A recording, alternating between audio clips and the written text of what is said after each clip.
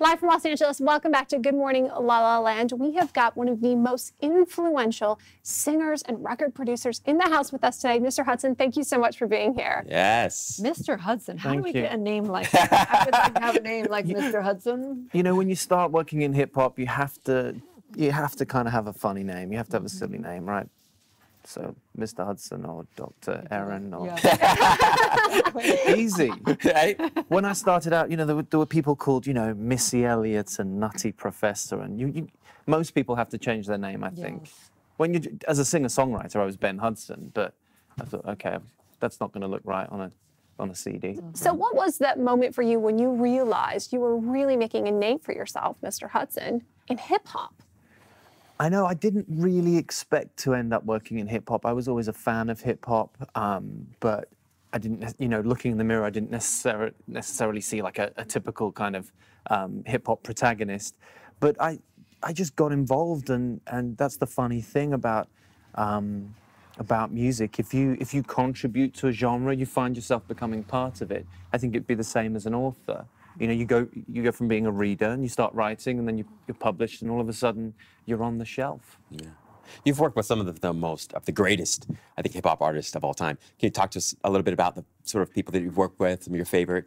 Yeah, and it was a happy accident, really. I hoped to work with UK hip-hop artists, and that was really the kind of ceiling of my goals. And I sort of, you know, overshot and ended up in Hawaii working with Kanye West and Jay-Z. But you don't really plan for that, do you? Can't really plan. But what is that Dream like? of it. Yeah, what's that like for you? You know, it was a whirlwind. You're just so busy you're working, and you're trying not to mess up, and you're trying to do justice to the situation and be thankful. And you come out of the other side, and you don't really know what you were doing till you've done it. Joseph Campbell talks a lot about how the student turns in the teacher, and I think that's really what we're talking about here, is that I think that's that, and I'm asking you, what do you think is the magic key? I think, like, when someone becomes so obsessed with whatever that is, whatever art that is, or writing, or whatever it is, you just begin to embody it because you love it so much, and those are the people that become the greatest of the great in that field. For me, it was going from the minimum to the maximum. A lot of the time, we're doing the minimum of whatever our passion is. We think, okay, I'm doing it. But really, you're only doing 2 or 3 hours a day, 4 days a week. And you say to people at dinner, oh yeah, I'm working on my thing, or I'm this now. But really, if you clock up your hours, you've done like 12 hours in the week of writing or music or whatever it is, or study. And when you say, hang on, what if instead of doing the minimum, I do the maximum? Why don't I find out what my maximum is? Even if that's 18 hours a day, you know? Do that 6 days a week. I like all or nothing. I'm a total, like, crazy woman Extremist. like that. And do it for a month and see what happens. And then you'll get the bug.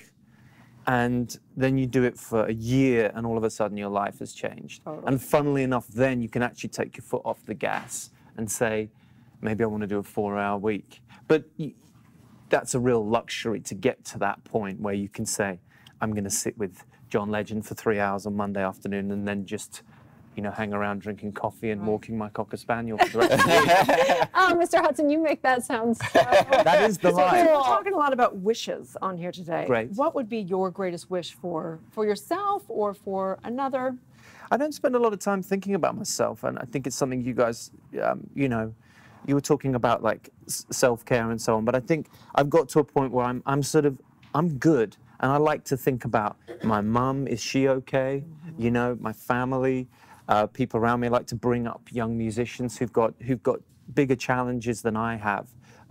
It has been difficult for women in the music business, for people who don't come from an obvious background to be successful in the music business. So I like to reach out to them and say, how can I help? So awesome. So I spend less time on me these days.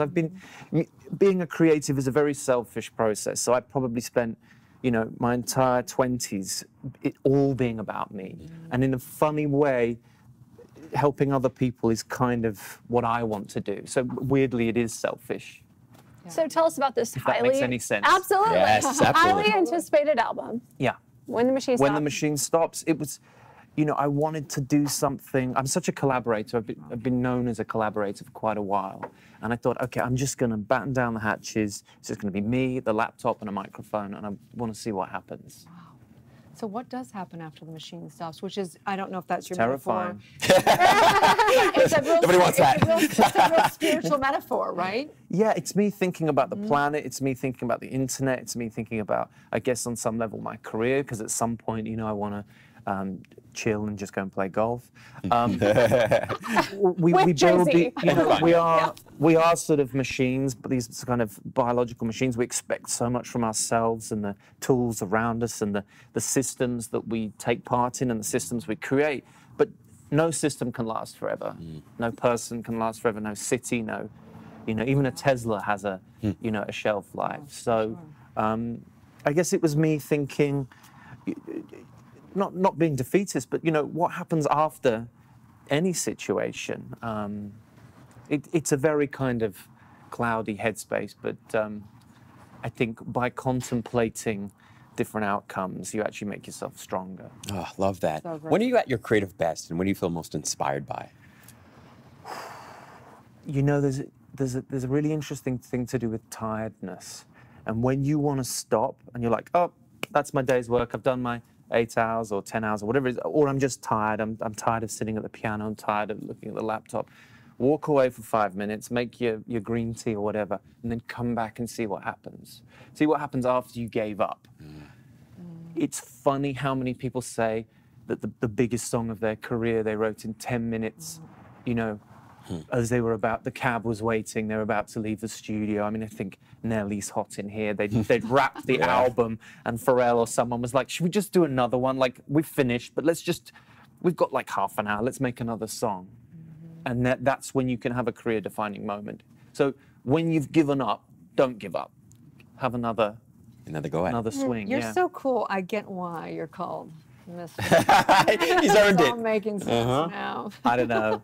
I gave up on being cool a long time ago, which is maybe the trick. What do you mean by that? Because I think that's profound. But Okay, well, you can remember at high school or even now, you go to the club or whatever, and the people who are trying to be that guy or to be, you know, they're trying too hard to get into the VIP or whatever. It's just like, chill. If you enjoy your night, if you just do your thing and really don't worry about what anyone else is up to, that, to me, that's cool. Make your own velvet rope.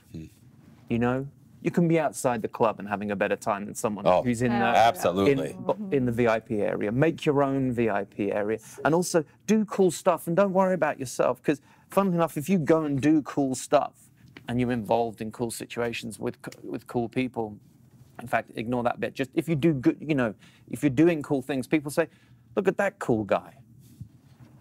You weren't really making sure, have I got the right T-shirt? Does it look, you know?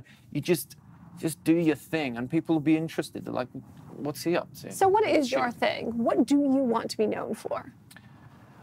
Just making music and being a you know, a decent dude. I think you've accomplished just that. Don't put 100% into your work. You have to save a little bit for just being a decent person. I think that's really important. For sure, absolutely. And for being healthy. Well, tell people where they can find your coolness.